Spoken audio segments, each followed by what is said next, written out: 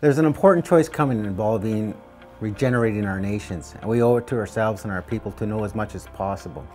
The choice is, do we want to be true nations or do we want to remain dependent? So what does it take to be a true nation? Well, it takes three things. One of them you probably know a lot about.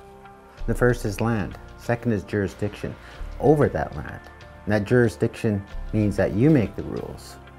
The third you may not know about is called fiscal power, and this is where the choice lies. Fiscal power is the government's ability to raise and control its own revenues. If you can't raise the money yourself, you have no fiscal power, which means you have to do what they say, even if you have that jurisdiction. Fiscal power is created by a few things.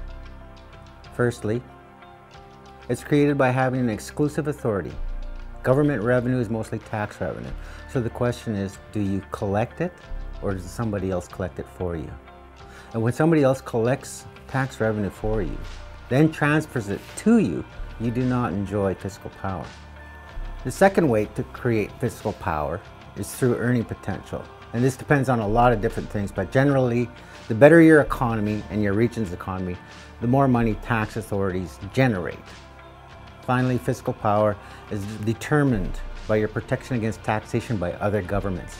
Governments do not tax other governments, but right now First Nations essentially get taxed through transfers, offset, and revenue caps. Right now, federal and provincial governments have the most fiscal power, followed by the territories and local governments, and finally First Nations. There are even more moves to reduce our fiscal power. The federal government has talked about moving FMA powers to provincial governments. That would be a giant step backwards and a further erosion of our already limited fiscal power. This can be changed with a new fiscal relationship that goes beyond a system of transfers. Greater tax and related expenditure authorities.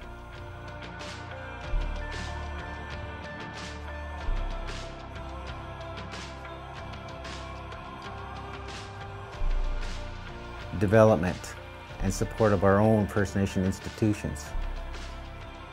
An expansion of FMA tax power so that there are more revenues that we can control and will never be subject to offsets. And finally, new tax powers with less government involvement on things like tobacco, cannabis, uncapped GST, Aboriginal resource tax, income tax, and much more. This is really just a general overview and may seem complicated, but that's because it is. Let's get informed, let's ask questions, let's find out why and how fiscal power is important to you, and now we can access more of it. This is an historic opportunity. An improved transfer is not enough. We need fiscal power.